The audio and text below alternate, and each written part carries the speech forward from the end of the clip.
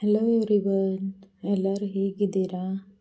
ಆರಾಮಿದ್ದೀರಾ ಅಂತ ಅಂದ್ಕೊತೀನಿ.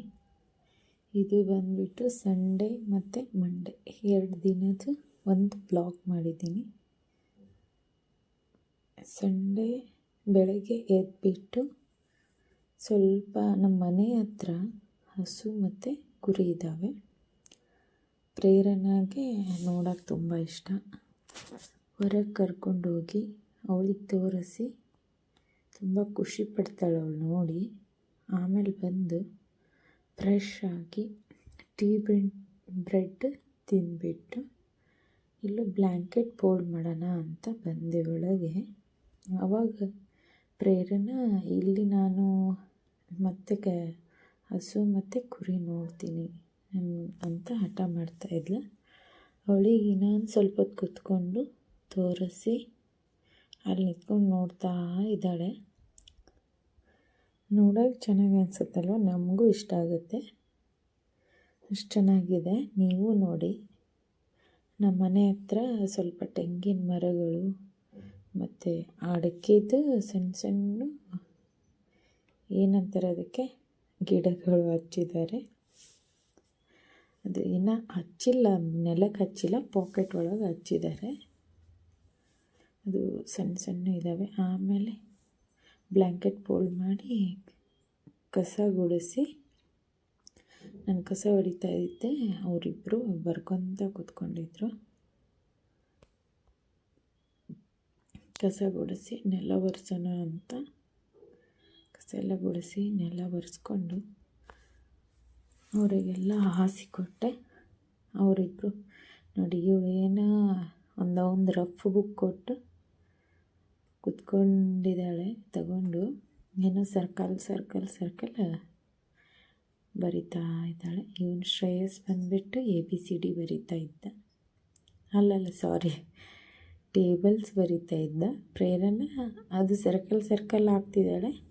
ಅಮ್ಮ ನಾನು ABCD ಬರೆದೆ ಅಂತ ಇದ್ಲು. ನಾನು ಆಮೇಲೆ ನೆಲ ಒರೆಸಿ ಸ್ನಾನ ಎಲ್ಲ ಮುಗಿಸ್ಕೊಂಡು ಬಂದು ಪೂಜೆ ಮಾಡೋಣ ಅಂತ ಪೂಜೆ ಮುಗಿಸ್ಕೊಳ್ಳೋಣ ಅಂತ ಪೂಜೆ ಎಲ್ಲ ಹೂ ನೋಡಿ ಎಷ್ಟು ಚೆನ್ನಾಗಿದ್ದಾವೆ.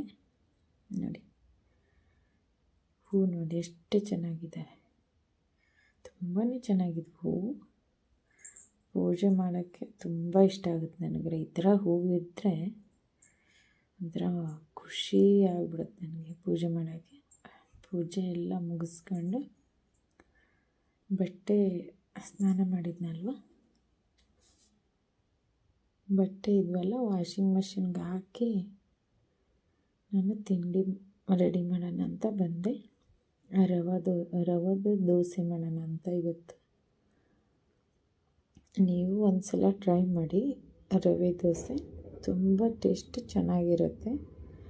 ಶಾರ್ಟ್ ವಿಡಿಯೋದಲ್ಲಿ ರೆಸಿಪಿ ಶೇರ್ ಮಾಡಿದ್ದೀನಿ ನಾನು. ನೀವು ಒಂದು ಸಲ ಟ್ರೈ ಮಾಡಿ ನೋಡಿ. ಕಲರ್ ಎಷ್ಟು ಚೆನ್ನಾಗಿ ಕಾಣ್ತಿದ್ದಿಲ್ಲ, ಅಷ್ಟು ಟೇಸ್ಟಾಗಿ ಇತ್ತು ದೋಸೆ. ಅದರ ಮೇಲೆ ಎಣ್ಣೆಗಿಂತ ತುಪ್ಪ ಹಾಕಿ ತುಂಬ ಚೆನ್ನಾಗಿರುತ್ತೆ. ಕೆಂಪು ಚಟ್ನಿ ಅಥವಾ ಆಲೂಗಡ್ಡೆ ಪಲ್ಯ, ತರಕಾರಿ ಪಲ್ಯ,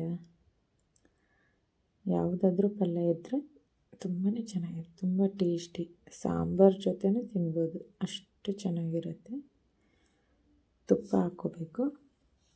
ಆಮೇಲೆ ಪ್ರೇರಣೆಗೂ ಒಂದು ಸ್ವಲ್ಪ ಪುಟಾಣಿ ದೋಸೆ ಹಾಕಿ ಅವಳಿಗೂ ಕೊಟ್ಟೆ. ಅವಳು ಇಷ್ಟಪಟ್ಟು ತಿಂದಳು. ನೀವು ಸಣ್ಣ ಮಕ್ಕಳಿಗೆ ಮಾಡಿಕೊಡಿ, ಇಷ್ಟಪಟ್ಟು ತಿಂತಾರೆ ಸಣ್ಣ ಮಕ್ಕಳು. ಅಷ್ಟು ಚೆನ್ನಾಗಿರುತ್ತೆ ಇದು, ಮತ್ತು ಸಾಫ್ಟಾಗಿರುತ್ತೆ, ಅಷ್ಟು ಸಾಫ್ಟ್ ಚೆನ್ನಾಗಿರುತ್ತೆ. ನಮ್ಮ ವಿಡಿಯೋ ನಿಮ್ಗೆ ಇಷ್ಟ ಆದರೆ ಲೈಕ್ ಮಾಡಿ, ಶೇರ್ ಮಾಡಿ, ಸಬ್ಸ್ಕ್ರೈಬ್ ಮಾಡ್ಕೊಳ್ಳಿ.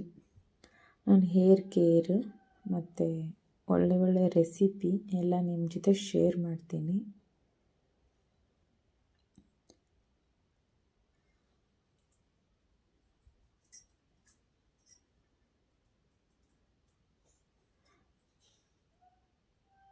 ನಾನು ಬಂದುಬಿಟ್ಟು ಕೊಬ್ಬರಿ ಚಟ್ನಿ ಮಾಡ್ಕೊಂಡಿದ್ದೆ, ಪಲ್ಯ ಏನು ಮಾಡ್ಕೊಂಡಿಲ್ಲ. ನಾನು ಕೊಬ್ಬರಿ ಚಟ್ನಿ ಅಷ್ಟೇ ಮಾಡ್ಕೊಂಡಿದ್ದೆ.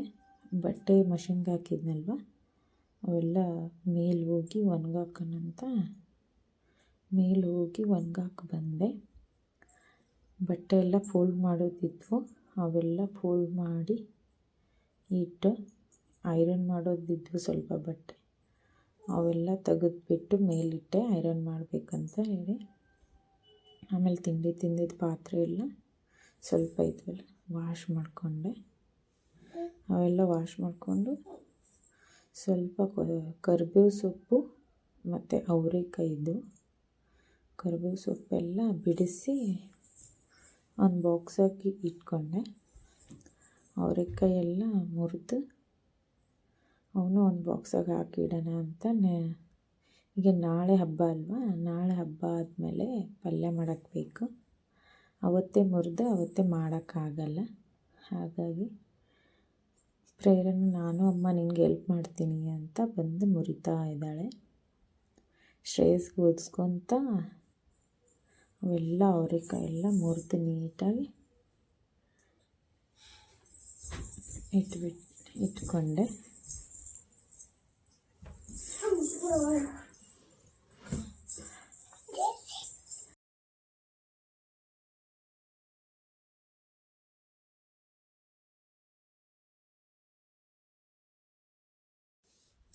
ಇದು ಬಂದುಬಿಟ್ಟು ನೆಕ್ಸ್ಟ್ ಡೇ ಮಂಡೇ. ಎಲ್ಲರಿಗೂ ನಾಗರ ಪಂಚಮಿ ಹಬ್ಬದ ಹಾರ್ದಿಕ ಶುಭಾಶಯಗಳು.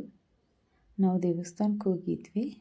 ದೇವಸ್ಥಾನಕ್ಕೆ ಹೋಗಿ ಬಂದು ಆಮೇಲೆ ಹಬ್ಬದ ಅಡುಗೆ ಮಾಡಿದೆ. ಹಬ್ಬದ ಅಡುಗೆ ಬಂದುಬಿಟ್ಟು ಹೋಳಿಗೆ, ಸೌತೆಕಾಯಿ ಬೋಂಡ, ಕೋಸಂಬರಿ, ಹಪ್ಪಳ, ಕಡಲೆಕಾಳು, ಆಲೂಗಡ್ಡೆ ಮಿಕ್ಸ್ ಮಾಡಿ